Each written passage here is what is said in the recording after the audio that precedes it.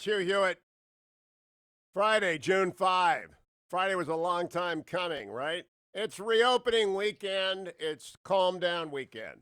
It's the Fetching Mrs. Hewitt's birthday weekend. So I'm playing her song, our song, actually. I want to go back and play you one more 3-minute cut of the Attorney General yesterday because I think his display of calm, resolve, authority, intelligence is exactly what is needed right now. It's exactly the message that President Trump wanted sent, is sending, will send. And I believe it is the dividing line between a society that functions under a fair and just set of laws and anarchy. Bill Barr, cut number 11. As I told the governors on Monday, we understand the distinction between three different sets of actors here. The large preponderance of those who are protesting are peaceful demonstrators who are exercising their First Amendment rights. At some demonstrations, however, there are groups that exploit the opportunity to engage in such crimes as looting. And finally, at some demonstrations, there are extremist agitators who are hijacking the protests to pursue their own separate and violent agenda. We have evidence that Antifa and other similar extremist groups, as well as actors of a variety of different political persuasions, have been involved in instigating and participating in the violent activity. And we are also seeing foreign actors playing all sides to exacerbate the violence. The Department of Justice is working to restore order in the District of Columbia and around the nation. Here in Washington, we are working with the local police, the citizen soldiers of the National Guard, and other federal agencies to provide safety and justice. We have deployed all the major law enforcement components of the department on this mission, including the FBI, the ATF, the DEA, the Bureau of Prisons, and the U.S. Marshal Service. Their leaders are with me today and we'll be talking shortly. I thank all of these leaders and their components for working bravely and professionally to protect the district. I'm pleased to say that, especially over the last 2 nights, the demonstrations, while large, have been peaceful. The Justice Department is also working closely with our state and local partners to address violent riots around the country. Our federal law enforcement efforts are focused on the violent instigators. Through the FBI, U.S. attorneys' offices, component field offices, and state and local enforcement, we are receiving real-time intelligence, and we have deployed resources to quell outbreaks of violence in several places. I urge governors and mayors and other state and local leaders to work closely with the National Guard and with us. The federal government has thus far made 51 arrests for federal crimes in connection with violent rioting. We will continue to investigate, to make arrests, and to prosecute where warranted. Now, Christopher Wray, the director of the FBI, Bill Barr said the old FBI is back and Christopher Wray is running it. By that he means that it's been purged of its rogue agents at the very top, Comey and McCabe, and at mid-management and senior levels like Strzok and Page. It's been purged, it's been reformed. It did some very bad things. I know in the shock and awe of the rioting and the demonstrations over the last 2 weeks, you've missed a lot of what Lindsey Graham has exposed in the Judiciary Committee, which is astonishing. You have to call it a coup attempt. It's just that. It's just a coup attempt by James Comey and Andrew McCabe to take out Donald Trump.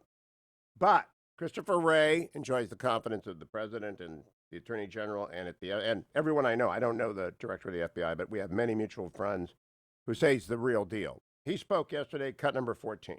In recent days, the violence, threat to life, and destruction of property that we've seen in some parts of the country jeopardizes the rights and safety of all citizens, including peaceful demonstrators, and it has to stop.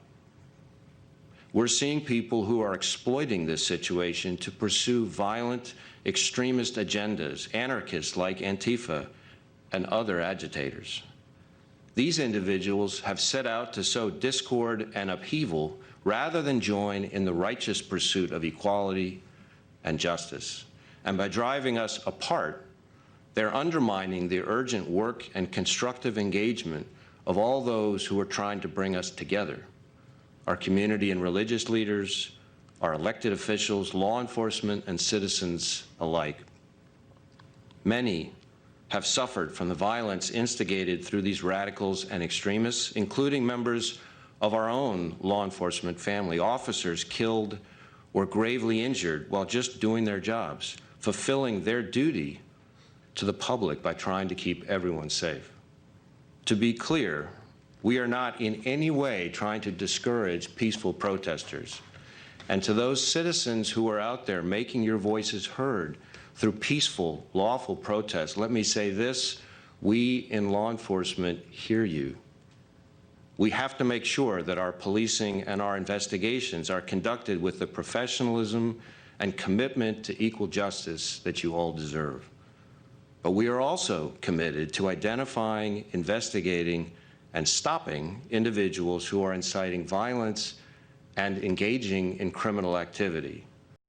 Now, Christopher Wray, Bill Barr, great job yesterday. Terrific job yesterday. And indeed, I think we're going to see this weekend just complete calm. There may be marches and demonstrations. That is American. That is fine. I want to warn my audience. You know, my audience follows me on Twitter. 200,000 of you are Twitter people like me. Lots of you are following me on Facebook and on Instagram. And I hope you are subscribed at the YouTube channel, because Channel Ben puts up the best stuff of every show. And if you want to just kind of condense the show and go through it, go to YouTube. But I want to warn you about the internet. I have never seen it so full of trolls, ever. And I resist. I mute people if they break into my line and I happen to see it. I just mute them forever. I mute voices of discord. I mute now a lot of the members of the media who I believe are just simply overtaken by TDS. I mute them. But I am particularly alert to the fact that the most aggressive provocateurs online are the CCP, the Chinese Communist Party.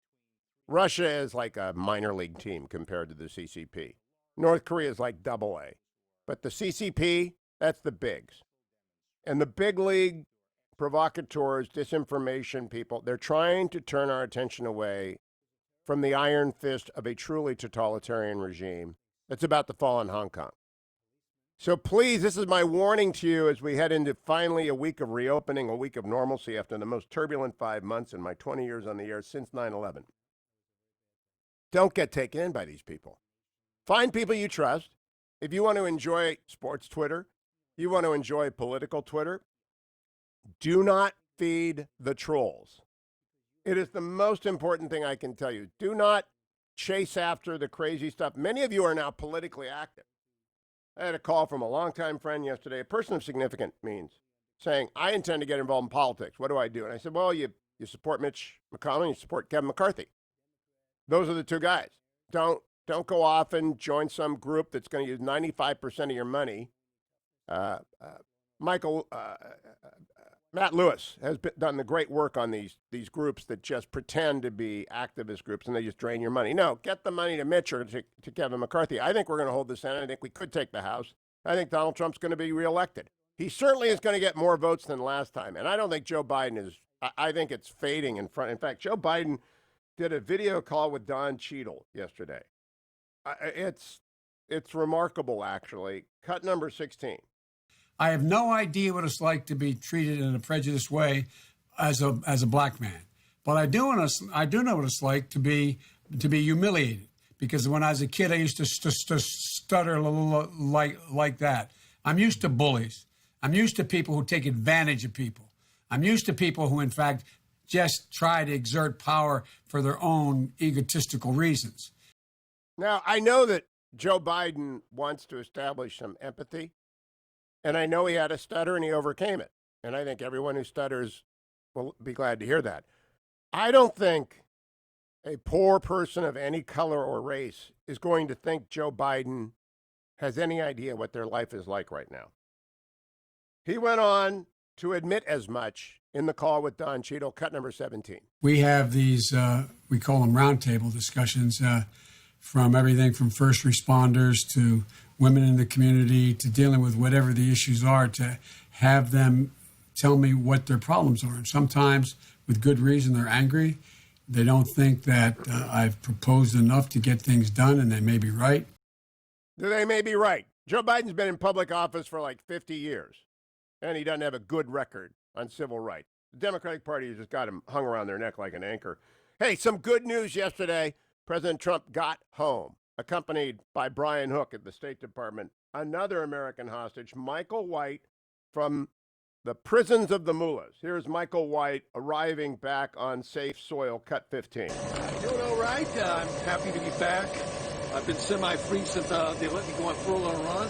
But I want to extend my personal thanks to President Trump for his efforts, both diplomatically and otherwise, making America great again. And I look forward to what's going to happen here in the future. What was it like, and how are you feeling, physically feeling?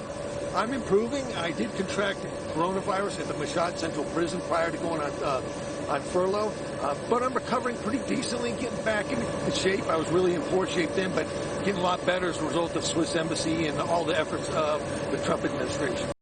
Michael White saying, let's make America great again, praising the president. It must make people crazy. I want to tell you a little bit now about relief.